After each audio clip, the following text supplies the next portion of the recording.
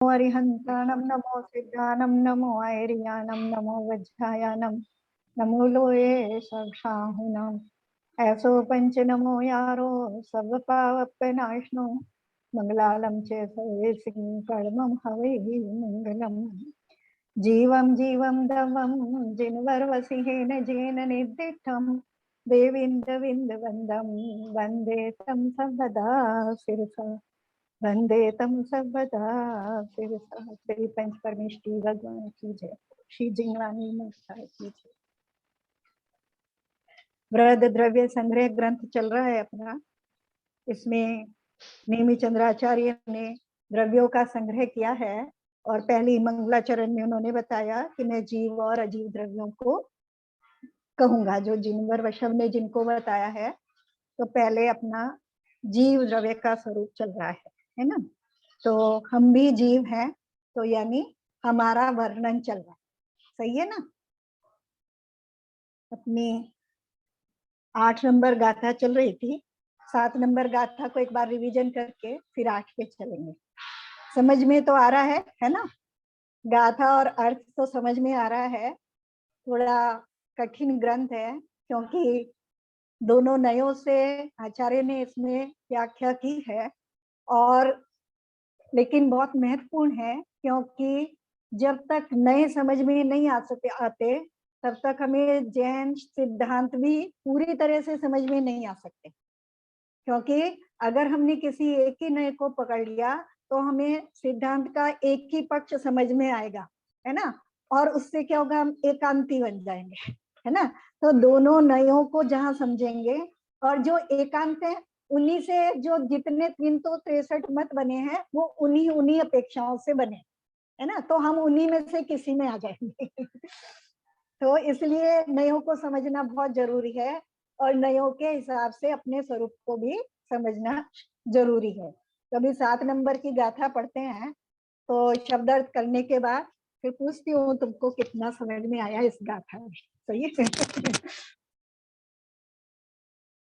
वर्ण रस पंच गंधा दो फासाठ निश्चया जीवे नो संति अमुति तदो व्यवहारा मुक्ति बंधा दो।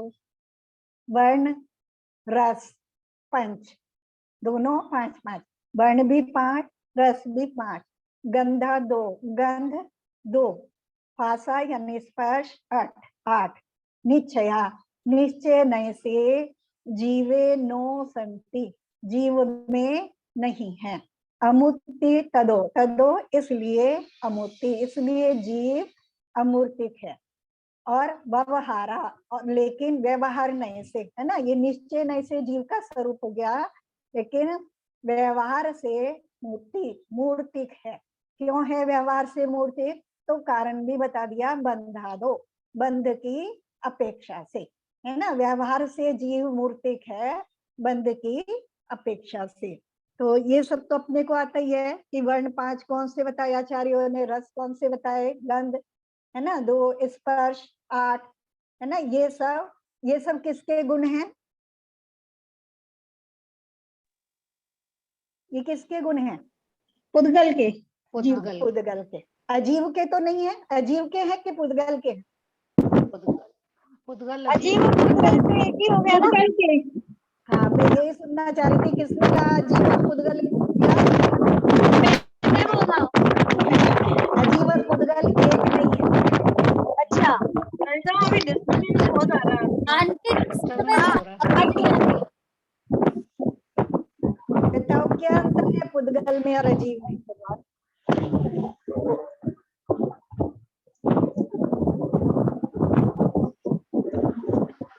इसका डिस्टरबेंस आ रहा है भैया,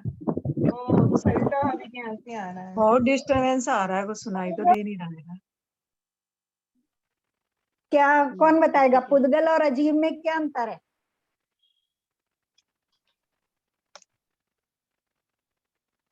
अजीव तो 5 द्रव्य है ना। हाँ, और 5 पुद्गल भी अजीव है, पुद्गल भी पुद्गल अजीव है, पुद्गल अजीव है, लेकिन पुद्गल केवल एक पुद्गल मात्र अजीव नहीं है। जब हम अजीव की बात करते हैं तो जीवत्व की अपेक्षा से बात कर रहे हैं, है ना। जो जीवत्व है यानी जो चेतना है या जो भाव प्राणों से जीता है, द्रव्य प्राणों से जीता है, वो जीव है।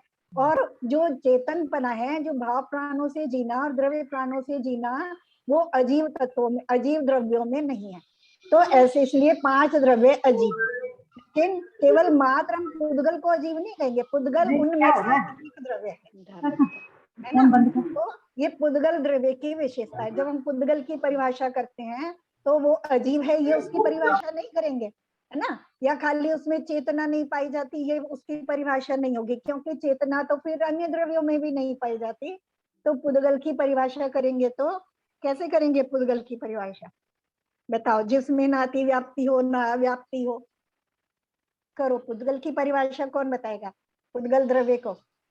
जिसमें स्पर्श रंध स्पर्श वर्ण पाया जाता परिभाषा तो ये हो गई है ना, कि जिसमें, क्योंकि ये मात्र पुद्गल में पाए जाते हैं, है ना। तो वो किस, उससे क्या हुआ, वो उसकी एक परिभाषा हो, है ना। जो जिसमें 5 रस, 5 वर्ण, 2 गंध और 8 स्पर्श पाए जाए, वो उसके लक्षण है, वो पुद्गल द्रव्य है। इसलिए उसे मूर्तिक भी कहा जाता है। इन गुण जिसमें ये गुण पाए जाए वो द्रव्य मूर्तिक कहा जाता है, ठीक है। और एक और उसकी परिभाषा है कि जो पुद्गल, जैसा उसका नाम ही है कि जो जुड़ता है और अलग होता है ना, जुड़ जाता है, अलग हो जाता है। बाकी और द्रव्यों में ये बात नहीं है, ये गुण और द्रव्यों में नहीं है कि वो जुड़ जाए, उसके प्रदेश जुड़ जाए, या और द्रव्यों के साथ वो एक रूप हो जाए और फिर उससे अलग हो जाए, है ना।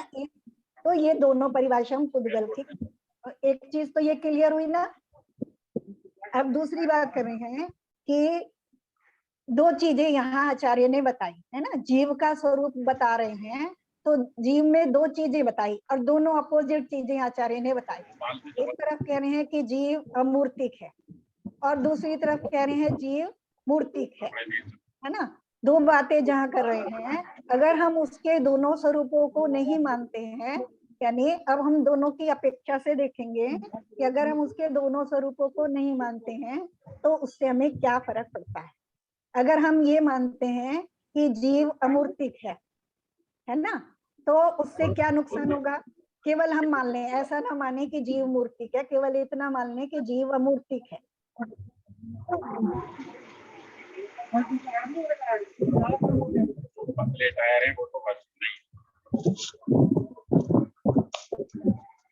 भैया जिसका आवाज आ रही है वो म्यूट कर लो। कोई बताएगा जीव को अगर हम मात्र अमूर्तिक माने, देखो हम वस्तु के पूरे स्वरूप को समझ रहे हैं, तो हमें अच्छे से समझ में आ जाना चाहिए, याद रहे या ना रहे। आंटी क्वेश्चन फिर से कर दें। अगर हम ऐसा माने कि जीव मात्र अमूर्तिक ही है ना, किसी भी अपेक्षा से मूर्तिक नहीं है, मात्र अमूर्तिक है, तो उससे हमारा क्या नुकसान होगा। तो वो हिंसा को भी नहीं मानेंगे फिर तो, अमूर्तिक है तो। हाँ, क्योंकि हिंसा भी मतलब होएगी ही नहीं हिंसा इसके अनुसार, तो अगर अमूर्तिक मान लेंगे। कोई ऐसा मानता है, कोई ऐसा उदाहरण है क्या, कोई मत ऐसा हमें दिखाई देता है क्या जो ऐसा मानता है?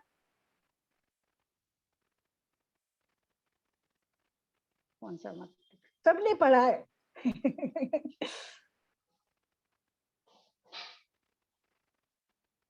गीता का एक श्लोक आता है ना, बहुत सबने पढ़ा हुआ, नैनम छिंदन्ति शस्त्राणि नैनम दहति पावका, है ना।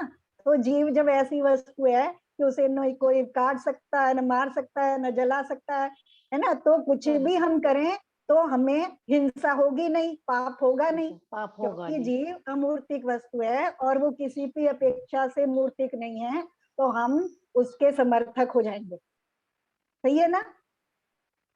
और हिंसा का वहां कोई स्थान नहीं रह जाएगा, है ना। लेकिन अब अगर ये मान ले कि जीव मूर्तिक है ना, और जीव अमूर्तिक नहीं है, एक एक पक्ष को देखेंगे, है ना। अगर हम मात्र ये मान लें कि जीव मूर्तिक है तो अमूर्तिक नहीं है, तो ऐसा भी एक मत है जो जीव को मात्र मूर्तिक ही मानता है, अमूर्तिक नहीं मानता।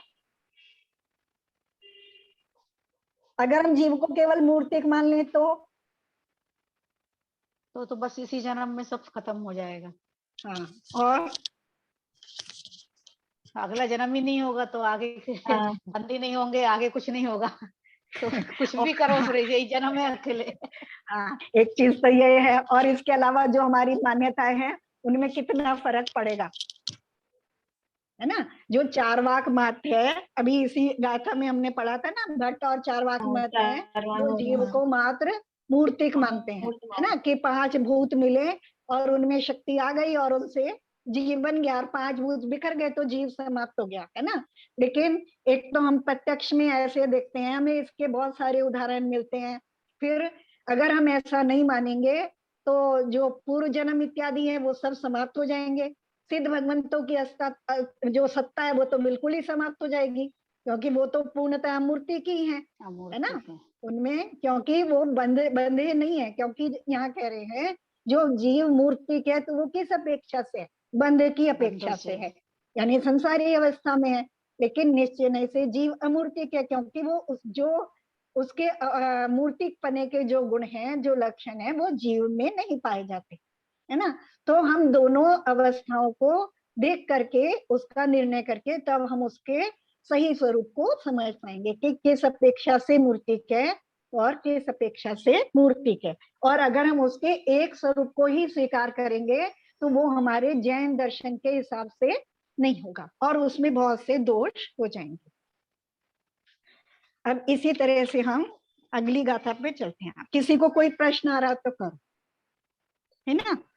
इसी तरह का कोई आ रहा हो या जो चीज मैं बताना चाह रही थी उसको अगर नहीं क्लियर कर पाई हूं तो नहीं, तो फिर हम अगली गाथा पे चलते हैं। सबको समझ में आ गया? हाँ, अपेक्षा से समझ लेते हैं, है ना। अभी इसी चीज को फिर से अगली गाथा में भी हम इसी तरह से पढ़ने वाले हैं, है ना। फिर इसी तरह के फिर से प्रश्न होंगे, तो अब भूमिका बन गई है कि कैसे उत्तर देने हैं, है ना। ठीक है, चले। पुग्गल कम्मादिनम कत्ता व्यवहार दो निश्चय दो चेदन कम्माणादा शुद्ध नया शुद्ध भावानम। ये अपना विषय चल रहा था, है ना। यहाँ कह रहे हैं जीव करता है, ठीक है, कर्तापने की सिद्धि कर रहे हैं जीव के। कैसे कर रहे हैं? पुग्गल कम्मादिनम कत्ता, पहले दूसरी लाइन में से आधा ले लेंगे, है ना। चेदन कम्मा आधा, कम्माण आधा, आधा इसमें से निकाल के आत्मा। किसकी बात कर रहे हैं? आत्मा की बात कर रहे हैं या जीव की बात कर रहे हैं। पुग्गल कम्मादिनम, पुद्गल कर्मादि, कर्मादि का करता, करता है, कैसे? व्यवहार दो, व्यवहार से, है ना। आत्मा व्यवहार नय से उद्गल कर्मादि का करता है। कर्मादि शब्द लगाया, उसको हमने समझा था, अभी फिर से समझ लेंगे, है ना। निश्चय दो, और निश्चय से चेतन कम्मान, चेतन कर्मों का करता है। और शुद्ध नया शुद्ध भावानम, और शुद्ध नय से शुद्ध भावों का करता है ना। कर्तापने की बात कर रहे हैं। यहाँ गाथा में आचार्य ने 3 तरीके से बात की, है ना। 3 तरीके से उसे कर्ता बताया, लेकिन जब हम व्याख्या देखेंगे तो आचार्य ने 5 तरह से 6 तरह से उसको कर्ता बताया है। तो कैसे बताया? पहले बताया व्यवहार ने से चेतन पुद्गल आदि कर्मों का करता है, और निश्चय नय से चेतन कर्मों का करता है, और शुद्ध नय से शुद्ध भावों का करता है। 3 प्रकार से बात करी आचार्य ने, है ना। अब इसकी व्याख्या देख लेते।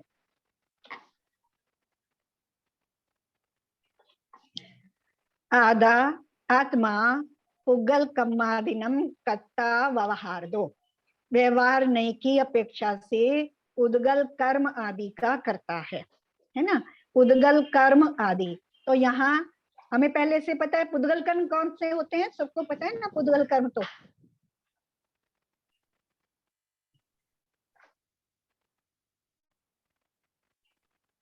ज्ञानावरण, दर्शनावरण, है ना, प्राय मोनिय, ये सब पुद्गल कर्म है, या इनको हम द्रव्य कर्म भी कहते हैं, है ना, और पुद्गल कर्म भी कहते हैं। तो कहीं कंफ्यूज नहीं होना है हमें। और आदि शब्द लगाया, है ना। पुद्गल कर्म आदि, आदि क्यों लगाया, है ना, क्योंकि जब हम किसी चीज में आदि लगाते हैं इसका मतलब हम कुछ और भी उसके साथ जोड़ना चाहते हैं।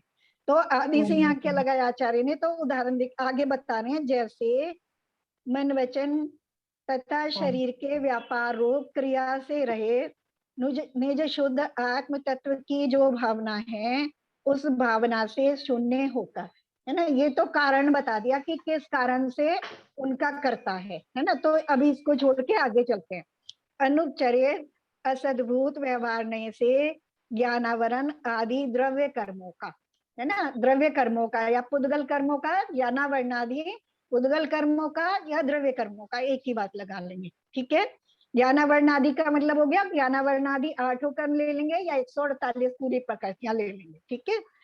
तथा आदि शब्द से क्या कह रहे हैं, औदारिक, वैक्रियक और आहारक रूप 3 शरीर, इन तीनों शरीरों का, है ना, चाहे औदारिक शरीर हो, वैक्रियक शरीर हो या आहारक शरीर हो, इन तीनों शरीरों का, तथा आहार आदि 6 पर्याप्तियों के योग्य जो पुद्गल पिंड रूप ईशत कर्म है, 9 कर्म है उनका, है ना, जिनसे उनकी रचना हुई है उन परमाणुओं का, उनका भी जीव करता है, ठीक है।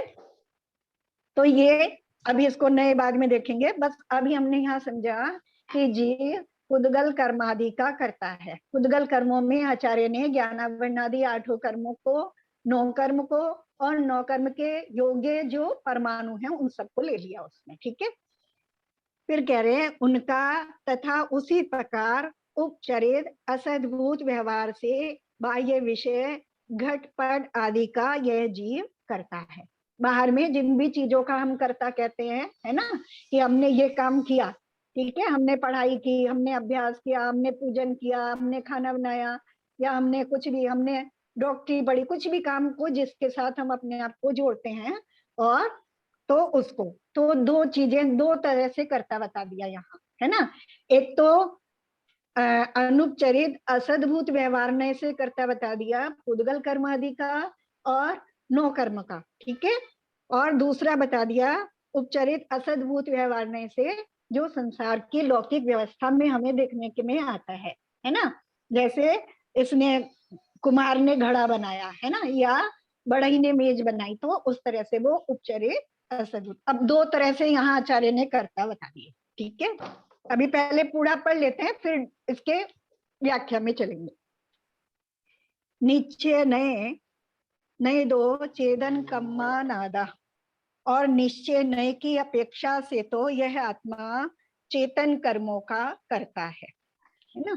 अब जहाँ अभी हमने ऊपर देखा था पुद्गल कर्म, पुद्गल कर्म यानी द्रव्य कर्म भी जिन्हें हम कहते हैं, और चेतन कर्म से यहाँ आचार्य किसको बताना चाह रहे हैं, भाव कर्मों को, है ना, जो राग द्वेष रूप भाव कर्म है ना, तो हम उनको चेतन कर्म कहें या भाव कर्म कहें, क्योंकि उनका कर्ता कौन है, जीव ही है। और कैसे है, निश्चय नय से है। सो ऐसे है कि रागादि विकल्प रूप उपाधि से रहे, निष्क्रिय परम चैतन्य भावना से रहे, ऐसे जीव ने जो रागादि को उत्पन्न करने वाले कर्मों का उपार्जन किया है, उन कर्मों का उदय होने पर निष्क्रिय और निर्मल आत्मज्ञान को नहीं प्राप्त होता हुआ, है ना। ये आचार्य ने यहाँ 2 लाइन में क्या बताया कि ऐसा क्यों हो रहा है, उसका कारण दिया, है ना। लेकिन अभी हम कार्य पे आ जाते हैं। कारण तो सब जगह एक ही है कि हमारी गलती, वहां आचार्य बताएंगे कि हम क्या गलती कर रहे हैं, है ना। तो लेकिन यहाँ कार्य पे आ जाते हैं। यह जीव भाव कर्म इस शब्द से वाच्य जो रागादि विकल्प रूप चेतन कर्म है, यानी निश्चय से किनका करता है, भाव कर्मों का। भाव कर्म से हम किसे कहते हैं, जो रागादि विकल्प रूप राग द्वेष मोह इत्यादि विकल्प रूप जो चेतन कर्म है उनका करता है। और उनका कर्ता किस नय से है, तो अशुद्ध निश्चय नय से उनका करता है ना। तीसरे प्रकार से कर्ता हो गया। पहले किस प्रकार से हुआ था, पहले द्रव्य कर्मों का कर्ता, है ना, फिर 9 कर्म का कर्ता, है ना। अब तीसरा हो गया चेतन कर्मों का, भाव कर्मों का कर्ता। पहला जो था वो अनुपचरित असद्भूत व्यवहार नय से था, दूसरा उपचरित असद्भूत व्यवहार नय से था, और ये तीसरा किससे हो गया, अशुद्ध निश्चय। ठीक है, 3 प्रकार से कर्ता बता दिया, है ना। अब यहाँ क्या रहे हैं, अशुद्ध निश्चय का अर्थ कहते हैं, ठीक है, पहले आचार्य की भाषा में समझ लेते हैं कि अशुद्ध निश्चय नय। हम बहुत आता है कि अशुद्ध निश्चय नय, तो अशुद्ध निश्चय नय का क्या मतलब है उसको समझा रहे हैं आचार्य। कर्म रूप उपाधि से उत्पन्न होने से अशुद्ध कहलाता है। अशुद्ध क्यों कह रहे हैं? जो किसी कारण से चीज वैसी हो रही है, यानी कुछ उसमें मिलावट हो रही है, उस अपेक्षा से अशुद्ध है। तो क्या मिलावट हो रही है? कि कर्म की उपाधि से संयुक्त हो रहा है ना, तो ये इसलिए तो अशुद्धता हो गई। और उस जगह अग्नि में तपे हुए लोहे के गोले के समान तन्मय होने से निश्चय कहा जाता है ना। उसकी उपाधि के कारण हो रहा है, उसके संयोग के कारण हो रहा है, उसके निमित्त के कारण हो रहा है, लेकिन परिणमन उस रूप वो स्वयं भी कर रहा है ना।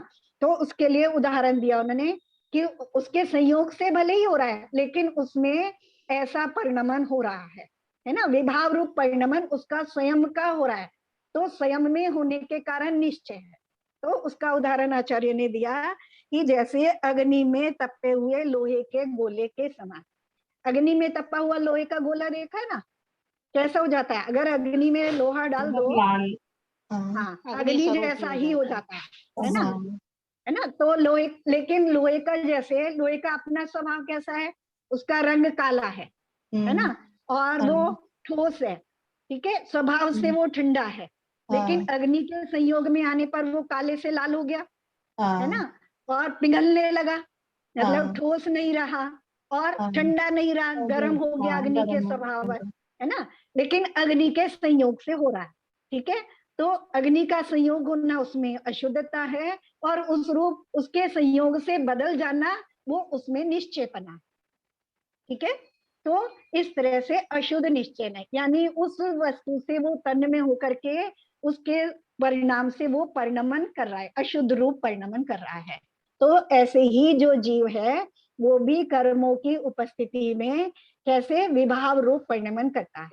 जैसे क्रोध कषाय की उत्पत्ति होने पर जीव क्रोध रूप परिणमन करता है, राग के निमित्त होने पर उस तरह के कर्म का उदय होने पर जीव राग रूप परिणमन करता है, मिथ्यात्व का उदय होने पर जीव मिथ्यात्व रूप परिणमन करता है ना। इसमें एक उदाहरण हम और ले सकते हैं, मान लो लोहे के गोले पे नहीं जाएं, अभी हम जाएं फ्रिज। हमारे घर में, सबके घर में फ्रिज होता है, तो जो भी वस्तु है अगर हम उसे, जो चीज भी हमने फ्रिज में रखी है ना, वो उससे एक क्षेत्र अवगाह होने से, ठीक है, जो उसमें चीज रखी है वो उसके वातावरण से प्रभावित होकर के उस जैसी ही हो जाती है ना, बिल्कुल ठंडी हो जाती है, उसमें ठंडे का वातावरण है तो वो ठंडी हो जाती है, उस रूप परिणमन कर जाती है ना। और उसके गुण भी उस रूप थोड़े बहुत परिणमन कर जाते हैं। जैसे मान लो किसी को ठंडी चीज सूट नहीं करती है ना, उसको तुरंत गला खराब हो जाता है, अब वो भले बर्फ ना खा रहा हो, लेकिन वो फ्रिज में से निकाल करके अगर ठंडी चीज खा ले तो भी उसका गला खराब हो जाएगा, है ना। तो इसी तरह से जीव भी, क्योंकि जीव में विभाव रूप परिणमन करने की योग्यता है, तो वो उसके हिसाब से तो जीव ही परिणमित हो रहा है, इसलिए जीव और संयोग से हो रहा है, तो दोनों चीजों को मिलाकर आचार्य ने अशुद्ध निश्चय नहीं कहा, ठीक है। क्योंकि परिणमन किसमें हो रहा है? जीव में। राग द्वेष रूप जो परिणाम है वो अजीव द्रव्यों में नहीं होते, पांचों द्रव्यों की बात करेंगे, पांचों में नहीं होते, है ना, केवल जीव में होते हैं, तो निश्चय से जीव के है ना, लेकिन कर्म के संयोग से हो रहे हैं, इसलिए वो जीव का अशुद्ध स्वरूप है, शुद्ध स्वरूप नहीं। मीना भाभी का ये क्वेश्चन था, अशुद्ध निश्चय नहीं। भाभी आज समझ में आ गया होगा अच्छे से ना आपको?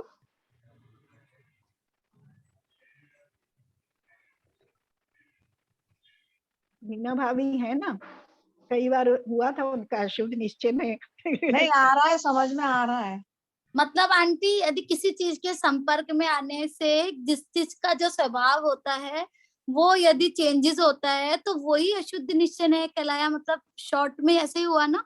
हाँ, मतलब किसी चीज के संपर्क में आने से किसी चीज का जो वास्तविक स्वरूप, वास्तविक स्वभाव है उसमें चेंजेस आए और उसके गुणों का थोड़ा असर हुआ, तो वही उसमें निश्चय नहीं कहलाया। हाँ, और ये जो ये परिणमन है 2 ही द्रव्यों में होता है, 6 द्रव्यों में से, इसलिए कहते हैं कि बाकी 4 द्रव्यों का शुद्ध परिणमन है, क्योंकि जी। वो दूसरे से प्रभावित नहीं होते। होते हैं। ठीक है ना? जीव और पुद्गल ये एक दूसरे से तो ये- प्रभावित होते हैं, तो इनका शुद्ध परिणमन भी होता है और अशुद्ध परिणमन भी होता है। ठीक है, अच्छे से समझ में आ रहा है। तो अशुद्ध निश्चय न्याय और व्यवहार न्याय में कैसे डिफरेंस करेंगे, क्या हाँ देखो, जो अभी अगर उसकी डिटेल में जाओगे ना तो थोड़ा ज्यादा उलझ जाओगे, फिर भी मैं बताऊंगी। चलो थोड़ा बहुत तो समझना ही पड़ेगा, क्योंकि नहीं समझेंगे तो चीजें क्लियर नहीं होंगी। देखो, जब हम द्रव्य की अपेक्षा से बात कर रहे हैं, है ना, जब हम बात कर रहे हैं कि जीव राग रूप परिणमन करता है, ठीक है, तो किसका, तो कौन सा, तो ये कौन से नए का कथन होगा? ये अशुद्ध निश्चय न्याय। हाँ, अशुद्ध निश्चय नय का कथन होगा, है ना। और जब हम उसको वैसे देखेंगे कि दो चीजों को जब मिला करके देखेंगे और उसकी सत्ता रूप से देखेंगे, देखो व्यवहार नहीं के दो भेद किए, एक तो सद्भुत और असद्भुत, जैसे सद्भुत और असद्भुत किया, है ना। तो जो सद्भुत है वो किसी अपेक्षा से, जो व्यवहार नहीं का जो सद्भुत कथन है कि सद्भुत व्यवहार, है ना, अगर आप उसको थोड़ा डीप में जाएंगे तो वो किसी अपेक्षा से निश्चय नहीं है, है ना, निश्चय नहीं है। ऐसे ही जब निश्चय नहीं की हम अगर डीप में जाएंगे तो जो अशुद्ध निश्चय नहीं है वो किसी अपेक्षा से व्यवहार ही है ना। लेकिन वहां मिली हुई वस्तु में हम एक वस्तु को देख रहे हैं, है ना। जब हम कहते हैं मिली हुई वस्तु का जब हम कथन कर रहे हैं वो व्यवहार नहीं का कथन है ना। लेकिन अब उस मिली हुई वस्तु में भी हम एक ही वस्तु को देख रहे हैं, उसी को देख रहे हैं, उसी के परिणमन को, उसी की योग्यता को देख रहे हैं, है ना। जैसे जीव के जो हमने राग रूप परिणमन होने का या क्रोध रूप परिणमन होने का जब जीव की अपेक्षा से वर्णन करेंगे कि जीव का विभाव रूप परिणमन है ना, तो विभाव रूप परिणमन की अपेक्षा से जब हम जीव को देखेंगे तो वो अशुद्ध निश्चय नहीं देखेंगे, ये राग द्वेष के भाव। ये कहेंगे कि जीव उसकी वजह से क्रोधी हो रहा है ना। दूसरे पर आरोप डाल करके जब हम उसे कथन करेंगे तो वो व्यवहार नहीं कर सकते, है ना। वो ही कथन, वो ही वस्तु दो अपेक्षा से कही जाए, ठीक है। अभी चलो थोड़ा, अभी तो यही इतना ही समझो। मतलब आंटी मिली जुली जो अवस्था हुई दो चीजों के साथ में, यदि हम उसी रूप में देखते हैं तो वो व्यवहार में से हो गया, और हाँ, एक ही तरीके से यदि हम देखते हैं कि उसका विभाव हो रहा है, परिणमन मतलब जो बोलते हैं वो हो रहा है, तो वो अशुद्ध निश्चय नहीं होगा, यही कहना चाह रहे हैं। जब हम हाँ मिली हुई अवस्था को देख रहे हैं, दो चीजों की मिली हुई अवस्था को देख रहे हैं, तो और उसको कथन कर रहे हैं तो वो व्यवहार नहीं का कथन हो गया। और उस मिली हुई अवस्था में एक वस्तु का कथन कर रहे हैं तो वो अशुद्ध निश्चय नहीं का कथन। आंटी तो जैसे मतलब जीव और पुद्गल की बात कर रहे हैं, तो अगर सिर्फ पुद्गल की बात करते हैं जीव और पुद्गल में से, तो ये अशुद्ध निश्चय है, और दोनों का मिला के करते हैं तो दोनों का। हाँ, अभी ये थोड़ा सा पढ़ ले, अभी मैं तुम्ही से पूछने वाली हूँ बरखा। थोड़ा सा और पढ़ ले, आगे फिर पूछते हैं, है ना। अभी थोड़ा सा तो समझ में है ना, थोड़ा थोड़ा अभी तुमसे पूछेंगे तो तुम्हें अच्छे से समझ में आ जाएगा फिर, ठीक है। अभी तो क्या बताया, तीन बातें बताई, है ना। एक पुद्गल द्रव्य कर्मों का करता है, एक बाहरी वस्तुओं का घटपट आदि का करता है, और तीसरा बताया कि अशुद्ध निश्चय नय से चेतन कर्मों का करता है। अब कह रहे हैं शुद्ध नया शुद्ध भावानम, और जीव शुभ तथा अशुभ मन वचन और काय रूप तीनों योगों के व्यापार से रहित, है ना। किससे कह रहे हैं, क्योंकि हमने पढ़ा था ना कि इन तीनों कर्मों के व्यापार से क्या होता है, आश्रव और बंध होता है ना। मन वचन काय के योग से आश्रव है और वो बंध के भी कारण है।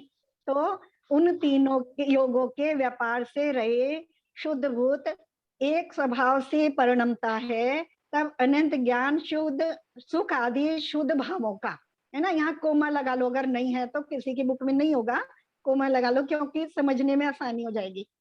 अनंत ज्ञान सुख आदि शुद्ध भावों का, और छद्मस्त अवस्था में भावना रूप विवक्षित एक देश शुद्ध निश्चय नय से करता होता है, और मुक्त अवस्था में तो शुद्ध निश्चय नय से अनंत ज्ञान आदि शुद्ध भावों का कर्ता होता है।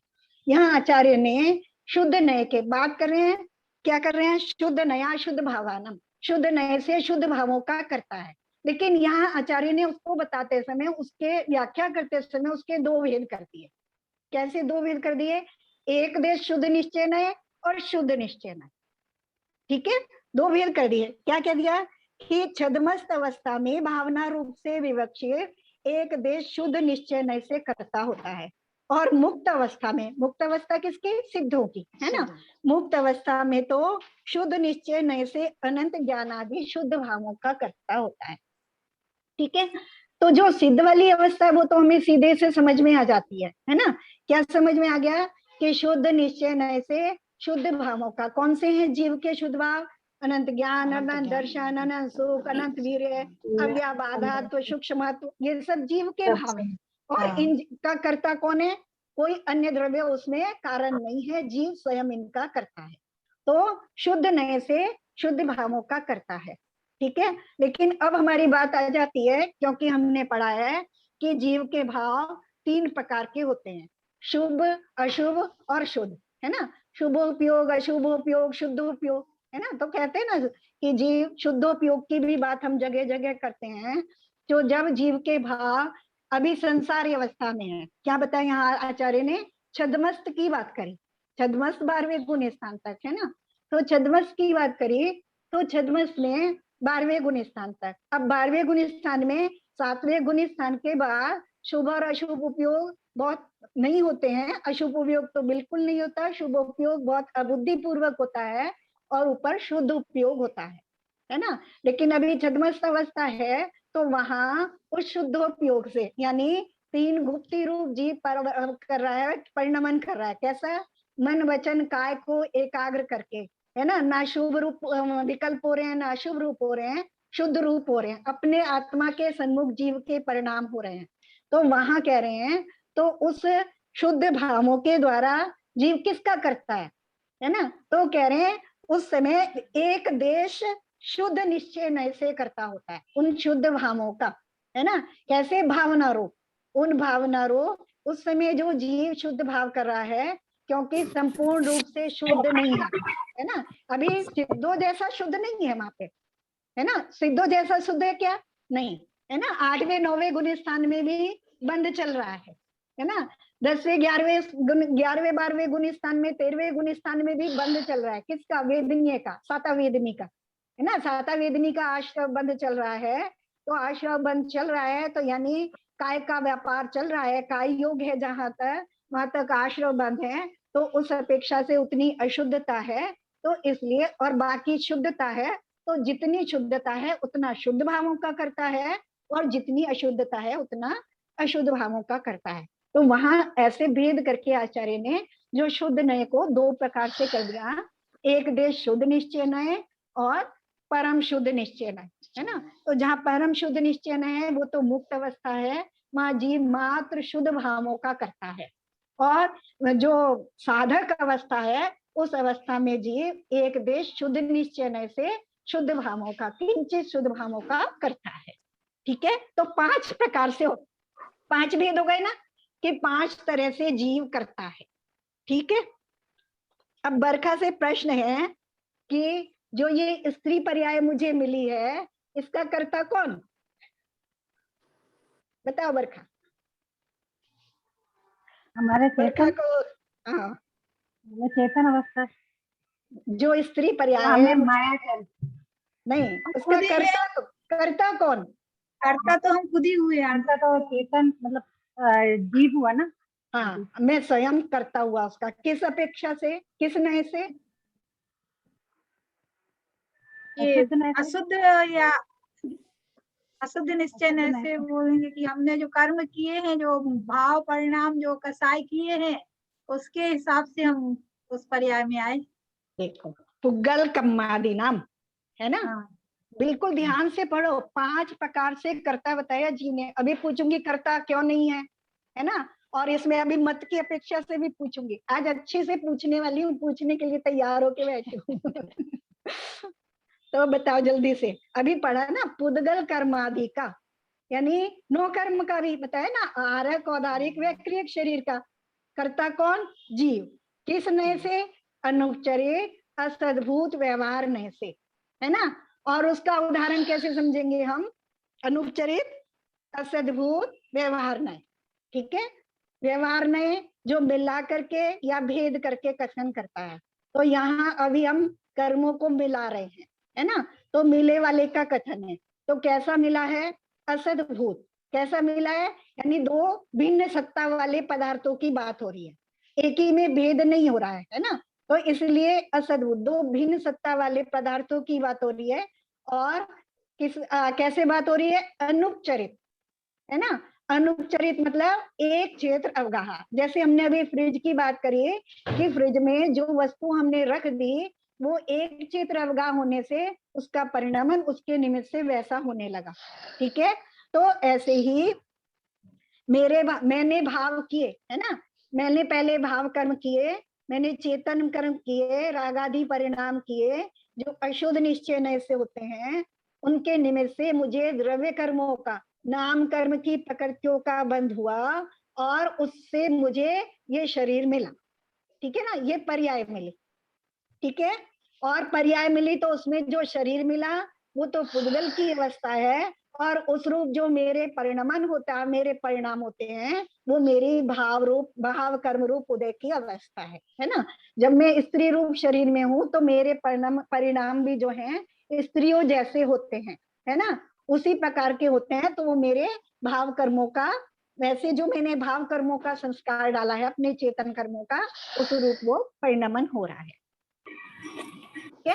थोड़ा सा आगे और पढ़ लेते हैं, फिर आगे फिर और बात करेंगे। आंटी जैसे आपने अनुपचरित असद्भुत व्यवहार ने का जो उदाहरण दिया ना फ्रिज से रिलेटेड, कि वो एक ही क्षेत्र में हुआ उसका, है ना। इसी तरह से आंटी ये जो है ना उपचारिक, इसका भी एक उदाहरण बताइए ना। थोड़ा बहुत कंफ्यूज हो जाता है आंटी इसमें। जैसे इसका समझ में आ गया हमको कि आपने भी बताया कि एक फ्रिज में हमने सामान रखा है, वो एक क्षेत्र अवगाहन हो रहा है उनका, तो ऐसे करके। तो इसमें और इसमें थोड़ा अंतर आंटी देखो, अनुपचरित जहाँ उपचार नहीं किया जा रहा है, एक क्षेत्र अवगाह है ना। हाँ आंटी ये समझ कर्मों का कर्तव्य है जी, है ना। और मेरे शरीर इत्यादि का कर्तव्य है, ठीक है। और लेकिन उपचरित में क्या है? उपचरित असद्भूत। असद्भूत मतलब दो भिन्न सत्ता है। असद्भूत का मतलब तो वही है जो वहां था वो यहाँ है ना। लेकिन उपचार करके कहा जा रहा है, यानी एक क्षेत्र अवगाह नहीं है, उनका क्षेत्र भी भिन्न है। जैसे मैं खाना बनाने के लिए मैंने कहा मैंने खाना बनाया, है ना, यानी मैं खाना बनाने का कर्ता बना, क्योंकि जो लौकिक व्यवहार है वो इसी से चलता है ना। जो लौकिक व्यवहार है कि बढ़ई ने मेज बनाई, कुम्हार ने घड़ा बनाया, है ना। क्योंकि अगर ये व्यवस्था नहीं होगी तो क्या होगा? कोई भी किसी का कर्ता हो जाएगा, है ना। और पूरी लौकिक व्यवस्था भी, तो जो लौकिक व्यवस्था है वो इस नय से चलती है, उपचरित असद्भूत व्यवहार नय से, है ना। गाना घटपट आदि का, कि ये वस्त्र किसने बनाया? ये कपड़ा दर्जी ने सिला। कपड़ा किसने बनाया? जुलाहे ने कपड़ा बनाया। फैक्ट्री ने कपड़ा बनाया, ये उस फैक्ट्री का बना कपड़ा है। तो ये जो सारा व्यवहार है ये उपचरित असद्भूत व्यवहार नय से होगा। दो भिन्न भिन्न सत्ता हुई, दो भिन्न भिन्न चीजें हुई, और परस्पर जो क्षेत्र है वो भी भिन्न है, क्षेत्र भी भिन्न है। घड़ा अपने क्षेत्र में है, मैं अपने क्षेत्र में हूँ, एकाकार नहीं उसके साथ जी, है ना, उस अपेक्षा से। ठीक है, ठीक है। अब यहाँ कह रहे हैं, यहाँ विशेष यह है कि शुद्ध अशुद्ध भावों का जो परिणाम है, लेट जाओ, उन्हीं का कर्तृत्व जीव में जानना चाहिए। लेट जाओ, तबीयत खराब हो रही है आपकी, लेट जाओ।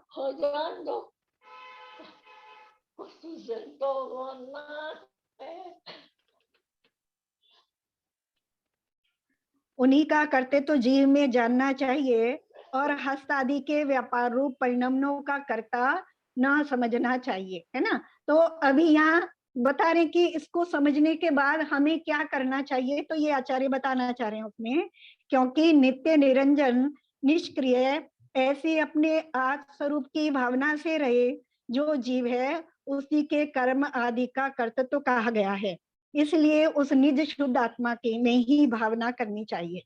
ऐसे सांख्य मत के पति एकांत से जीव करता नहीं है, इस मत के निराकरण की मुख्यता से गाथा समाप्त हुई।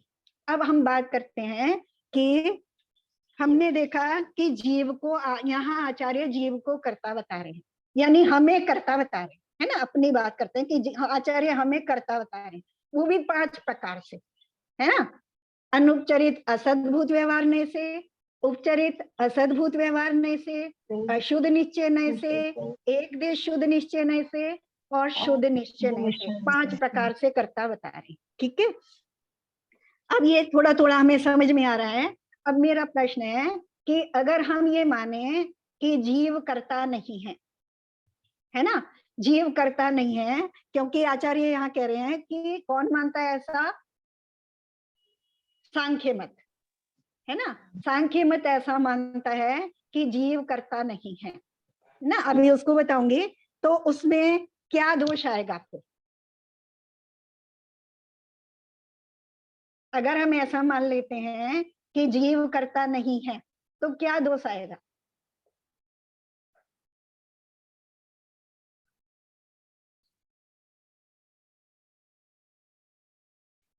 किसी को जा रहा है कहीं, थोड़ा सा जा रहा है कहीं भी? जैसे जैसे जो जीव जो कुछ भी करेगा फिर तो उसका कोई असर उसके ऊपर होएगा ही नहीं ना। कुछ भी काम कर रहा है या कुछ हम कह रहे हैं कि जीव करता ही नहीं है, तो फिर वो जो कुछ भी गलत कर रहा है, अच्छा कर रहा है, जो भी उसको बंद हो रहा है, तो वो तो उसको कुछ लगेगा ही नहीं। हाँ, इसका मतलब आंटी जीव का कोई बंध नहीं रहेगा, कोई मतलब उसके वो जो हमारे कर्मों का जो वो है, वो उसका कोई भी रोल नहीं जीव रहेगा। करता और नहीं थोड़ा है और थोड़ा तो उस से आगे हिसाब से चलो। फिर उसको कोई पाप पुण्य का फल भी नहीं आप मिलेगा फिर, नहीं हो पाएगा उसका तो, क्योंकि जीव नहीं कर रहा है तो भगदल कर रहा है, तो फिर उसको फल क्यों मिलेगा फिर? और मतलब थोड़ा भवों सा का आगे वो चलो। खत्म हो जाएगा। तो अच्छा चलो, और कोई बताओ। आंटी कुछ नए और से भी बताना है क्या? है? नए नहीं, से नहीं से बताना है नहीं, क्या? अपने अपनी समझ से कुछ भी बताओ। मतलब कर्म तो इसी उस पर खत्म हो जाएंगे, पुद्गल के साथ ही लगे रहेंगे, जीव आजाद हो जाएगा, मतलब जीव फ्री हो जाएगा, इसके कोई कर्म बंद नहीं रहेगा। अभी अभी हम व्यवस्था को देखें, अगर हम कहें जीव करता नहीं है, तो कार्य तो हो रहे हैं ना, सभी काम हो रहे हैं, काम तो हो फिर रहे उनको कौन कर रहा है? बिना किए खुद कोई कार्य नहीं होता, है स्वयं। ना। कोई भी कार्य है, तो जब कोई कार्य हो रहा है तो उसका कोई ना कोई कर्ता भी होगा, है ना। तो अगर जीव उसका कर्ता नहीं है, तो उसका कर्ता कौन? फिर प्रश्न आता है ना कि उसका कर्ता कौन। सांख्य मत अगर ऐसा मान रहा है कि जीव कर्ता नहीं है, तो वो फिर किसको कर्ता मान रहा है? वो एक अन्य शक्ति को कर्ता मान रहा है कि एक ईश्वर भगवान को नाम मान की रहा कोई है, वो शक्ति भगवान को है। हाँ, कि ईश्वर नाम की कोई शक्ति है, सब वही उसके करवा करने रही से हो रहा हाँ है ना। हाँ, तो हमारी व्यवस्था क्या हो गई? हमारा जो मत है वो वो बत भंग हो गया, है ना। तो ईश्वर करता नहीं है, और अगर हम ऐसा मान लें कि ईश्वर करता है, अगर ईश्वर कर्ता को हम कर्ता मान लें, तो फिर तो हमें बहुत सारे दोष दिखाई देंगे। तो ईश्वर अगर करता है, तो उसने किसी को पुरुष और किसी को स्त्री क्यों बनाया? किसी को लंबा किसी को छोटा क्यों बनाया? तरह तरह का क्यों बनाया? किसी को सुखी क्यों, किसी को दुखी क्यों? तो वहां तो बहुत सारे प्रश्न आते हैं, फिर है ना। सारे दोस्त तो ईश्वर को ही लग जाएंगे हमें। हाँ, फिर सारे दोष तो ईश्वर को ही लग जाएंगे, मैं कहीं दोषी नहीं हुआ, है ना। मैं तो ना सारी पाप का व्यवस्थाएं भागी हुआ। बदल गई हाँ, आंटी, पूरा ही मत पूरी व्यवस्था चेंज हो गई, सिद्धांत बदल ना गए। मैं पाप का भागी हुआ, ना मैं पुण्य का भागी हुआ, है ना। जन्म तो मैं का चक्र ही नहीं रहा, कुछ आगे के लिए क्या किया, पहले क्या किया, किससे बंद हुआ, क्या हुआ, सब कुछ व्यवस्थाएं बदल जाएगी आंटी। ठीक कुछ है, धर्म रह ही नहीं जाएगा फिर कुछ भी। है ना। तो एक तो ये हो गया कि मतलब ऐसा जो है प्रत्यक्ष में ही हमें ऐसा समझ में आता है, वो इससे पूरा जो सिद्धांत है और जितनी व्यवस्था है वो पूरी खंडित हो जाती है। ठीक है, कि अगर हम जीव को कर्ता नहीं मानते तो उसमें क्या दोष आएगा। ठीक है, अभी एक और चीज देखते हैं आप, है ना। अभी हम कथन करते हैं, क्या कहते हैं हम, कि बड़े जोर शोर से हम एक सिद्धांत कहते हैं कि एक द्रव्य दूसरे द्रव्य का कर्ता नहीं है ना। बहुत कहते हैं, खूब अच्छे से याद होगा सबको कि एक द्रव्य दूसरे द्रव्य का कर्ता नहीं है, ये जैन धर्म का सिद्धांत है। अगर हम ऐसा मान लें तो यहाँ तो आचार्य कह रहे हैं पुद्गल कर्मों का करता है, घटपट आदि का करता है ना, अपने चेतन जो विभाव परिणाम है उनका करता है। और अगर हम ऐसा मान लें कि एक एक द्रव्य दूसरे द्रव्य का करता नहीं है, तो मैं एक जीव द्रव्य हूँ, तो मैं इस स्त्री पर्याय का करता नहीं हूँ, क्योंकि स्त्री पर्याय पुद्गल पर्याय के निमित्त से, कर्मों के निमित्त से हो रही है, और मैं कर्मों का करता नहीं हूँ, मैं परद्रव्य का करता नहीं हूँ। तो इसमें क्या हमारा दोष हुआ? ये हमारा दोष हो गया, है ना। तो इसमें हमें जो हमारा मत है वो, उसमें हमारा मत में हमारे क्या दोष हुआ, ऐसी अगर हम मान्यता करते हैं तो हम में क्या दोष हुआ, बताओ मीना भाभी। एकांती हो जाएंगे ना अपन को, तो ऐसे समझना है। अगर हम मात्र ऐसा मान लेंगे कि एक द्रव्य दूसरे द्रव्य का कुछ नहीं करता, है ना, तो किसी अपेक्षा से लगाएंगे, हाँ है ना। अगर हम पूरा ऐसा ही मान लेंगे, इस सिद्धांत को हम अच्छी तरह से मान लेंगे कि एक द्रव्य दूसरे द्रव्य का कुछ नहीं करता, तो ये एकांत हो जाएगा। और एकांत होना, एकांत मिथ्यात्व है। मिथ्यात्व के हमने 5 भेद बढ़े ना, एकांत, संशय, विनय, है ना, और अज्ञान।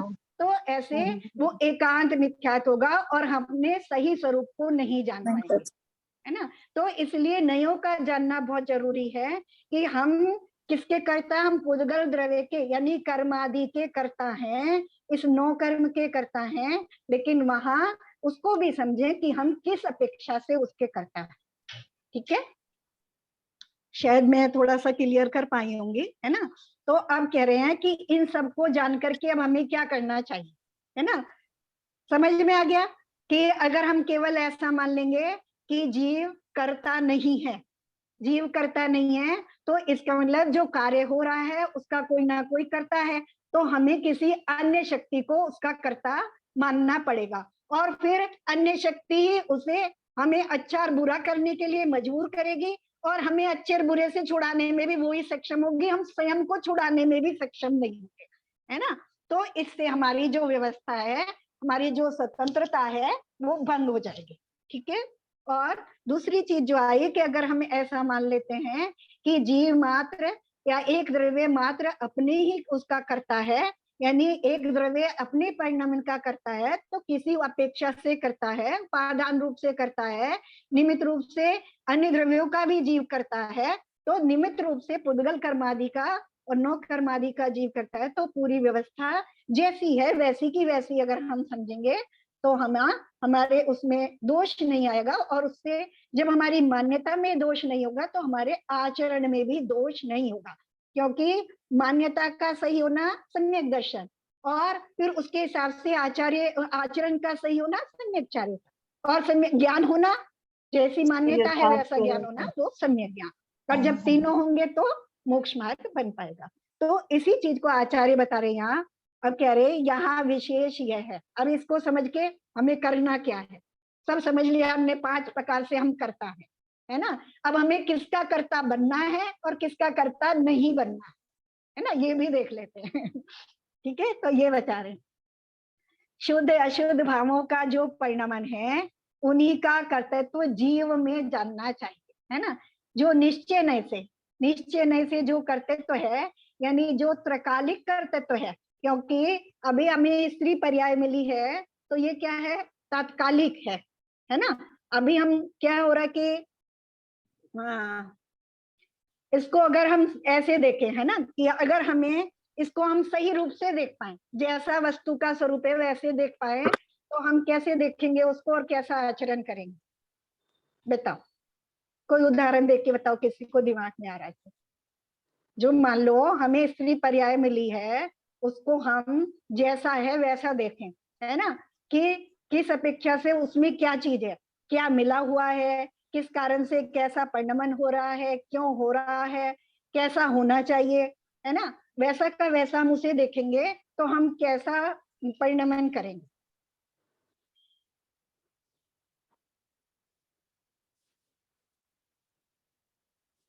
आंटी प्रश्न ही समझ में नहीं आ रहा है।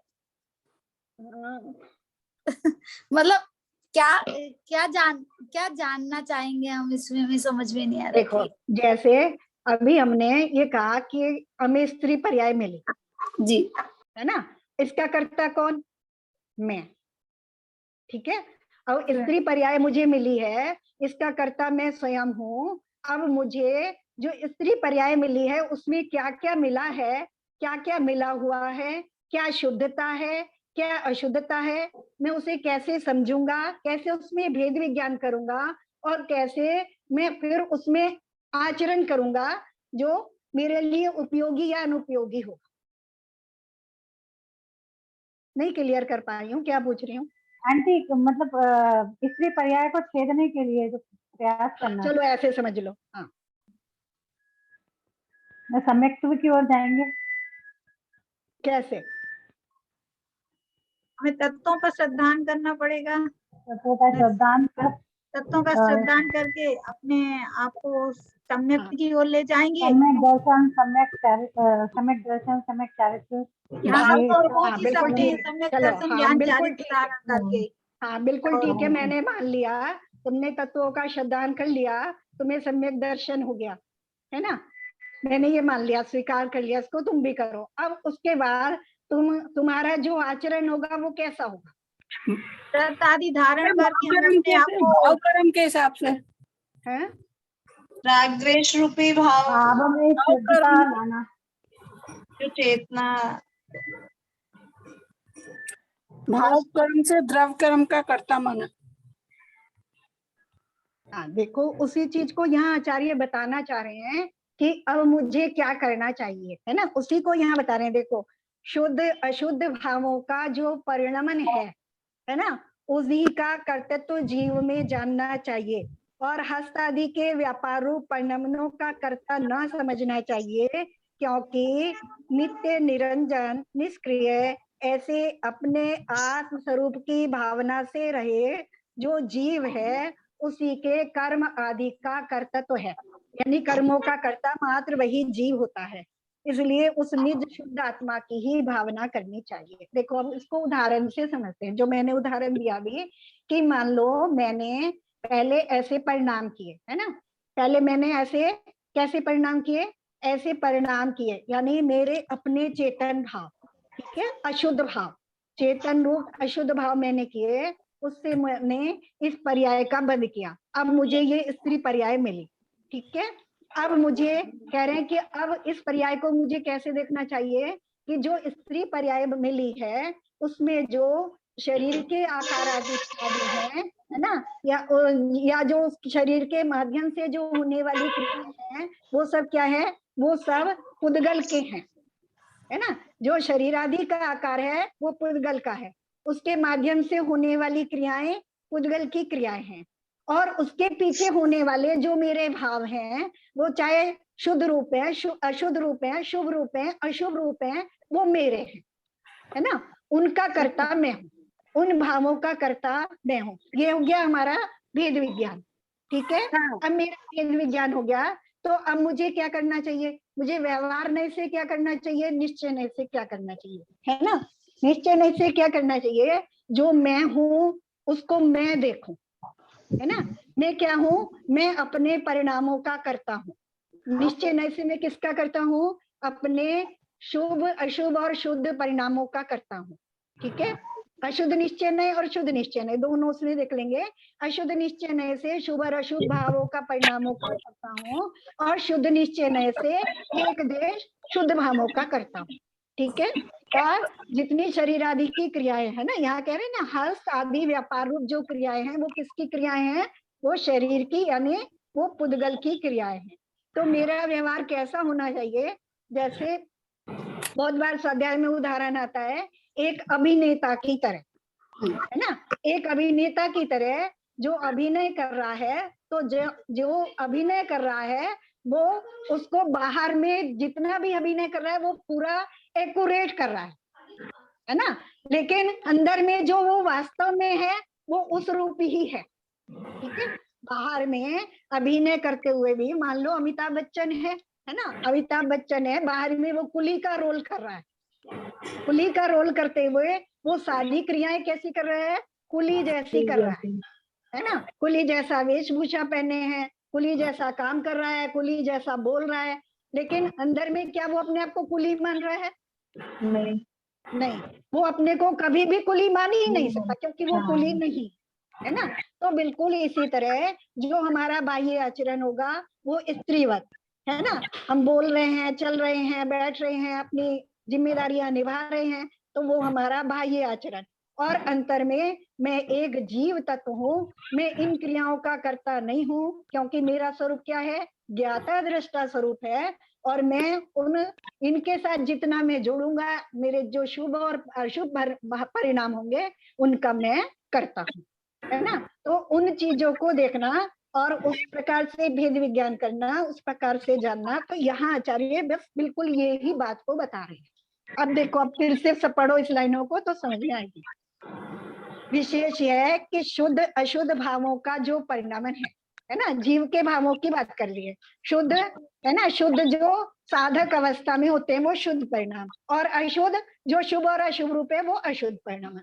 उन्हीं का कर्तव्य तो जीव में जानना चाहिए, है ना, कि जीव जो है मुख्य रूप से उन्हीं का करता है, और हस्त आदि के व्यापार रूप परिणामों का कर्ता ना समझना चाहिए। बाकी जितनी हम क्रियाएं कर रहे हैं उनका कर्ता हमें जीव को नहीं मानना चाहिए, क्योंकि और ऐसा मानने से क्या होगा? ऐसा मानने से भेद विज्ञान हो गया। भेद विज्ञान होने से क्या हो गया? अपने स्वरूप का सही निर्णय हो गया। सही निर्णय का होने का मतलब क्या हो गया? सम्यक दर्शन हो गया, है ना। और फिर जैसी मान्यता जैसे जैसे मेरी दृढ़ होती जाएगी, वैसा वैसा मेरा आचरण होता जाएगा, तो मेरा आचरण सही हो जाएगा। जब मेरा आचरण भी वैसा होने लगेगा तो मेरा मोक्ष मार्ग बनने लगेगा। ठीक है, तो अब क्या कह रहे हैं? क्योंकि नित्य निरंजन निष्क्रिय है ना, जो आत्मा का जैसे वस्तु परद्रव्य के संयोग में आने से, जैसे आचार्य ने लोहे के गोले का उदाहरण दिया कि वो अपना स्वभाव कैसा है, उसका काले रंग का है, ठोस है, ठंडा है ना, लेकिन अग्नि के संयोग से आने के कारण उसका स्वरूप बदल रहा है। तो ऐसे ही जो मेरा स्वभाव है कैसा है? नित्य है, शाश्वत है। मैं सदैव जीव ही हूँ, मैं स्त्री नहीं हूँ, है ना। जो मेरा त्रिकालिक स्वरूप है वो जीव रूप ही है। कैसा है? निरंजन है। निरंजन है मतलब कर्मों से रहित है ना, भाव कर्म द्रव्य कर्म रूपों से रहित है, निष्क्रिय है ना, ऐसा क्रियावान नहीं है, पर द्रव्य की क्रिया करने वाला नहीं है।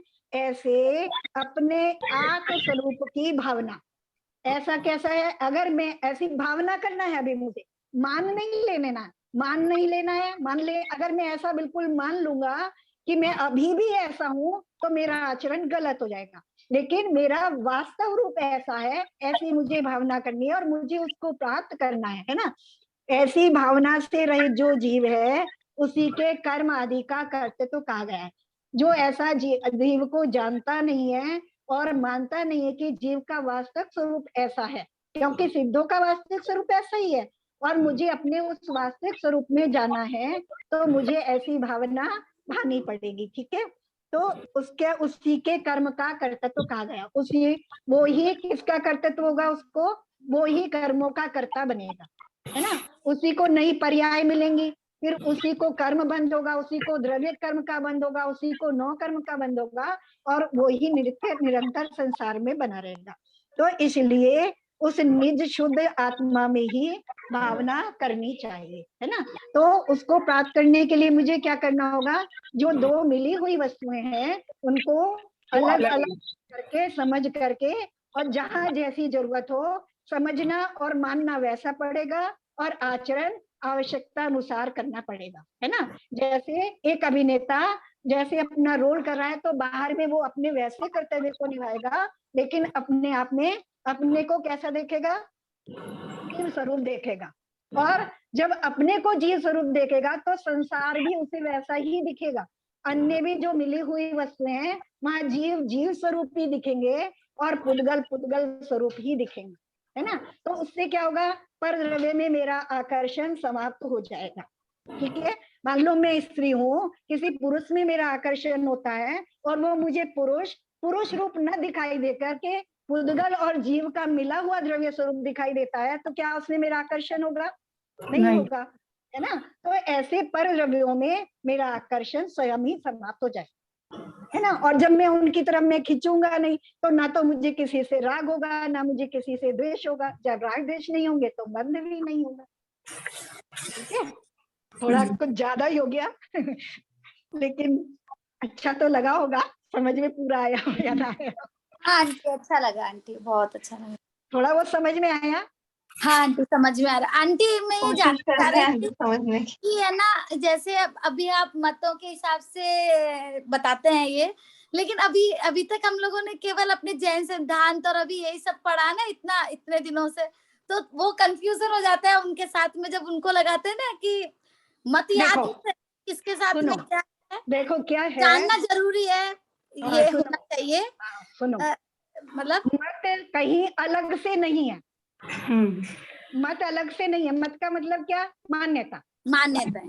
मान्यता, मत का मतलब क्या? मान्यता। वो हम सब में है ना। मान लो जैसे अभी मैंने एकांत का उदाहरण दिया, मैंने ये मान लिया कि एक द्रव्य मेरे अंदर अच्छे से बैठ गया कि एक द्रव्य दूसरे द्रव्य का करता नहीं, तो मैं जैन होते हुए भी एकांती हो गया, है कि नहीं। मत कहीं अलग से नहीं है ना, बस मान्यता है ना। और मान्यता ऐसे कि जब मैंने तो नहीं किया, तो किसने कर दिया? यानी मैंने जब हुआ कोई कार्य हुआ, मैंने शुभ भाव किए, मैंने पाप किया। मान लो मैंने एक जीव की हिंसा की, है ना, और मैंने तो नहीं किया, तो किसने किया? मतलब जो कार्य हुआ उसका कोई ना कोई करता है, कोई ना कोई करता है। तो यानी कि मैंने अपने आरोप को दूसरे के ऊपर डाल दिया कि ईश्वर ने मुझसे ऐसा कराया या मुझसे ऐसा कराया गया, है ना। तो इस तरह से जो हमारी मान्यताएं हैं वही मत है। मत कहीं अलग से नहीं है संसार में, है ना। जीव की मान्यता ही मत है। मत है। ओके चलो, इसमें इस गाथा में हमने पढ़ा बस शॉर्ट में एक लाइन में कि 5 प्रकार से आचार्य ने जीव को कर्ता कहा। तो पहली बात तो हम ये नहीं मान ले कि हम कर्ता नहीं है ना, एकांत भी नहीं मान ले, और जहां जहां जिस अपेक्षा से कहा वैसा वैसा माने, और उनको 5 प्रकार को समझ करके अब मैं कर्ता किसका कर्ता बनूं और किसका कर्ता नहीं बनूं, ये भी उसमें मैं निर्णय करूं, है ना। किसका कर्ता बनने से मेरा कल्याण होगा, मैं सुखी होऊंगा, और किसका कर्ता नहीं बनने से मैं सुखी। अगली बार आगे भोक्ता में आने वाले ना, तो वो भी ऐसे ही आने वाला है। जिनवानी स्तुति कर लेते हैं। भवानी के ज्ञान से सिद्धे सोवानी मस्तक नमो सदा दे तू हे जिनवानी भारती तो जपू दिन रें जो तेरी शरण गए सो पावे सुखी दे बजू अरिहंत को गुरु सेवा निर्गन दया धर्म पालन सदा यही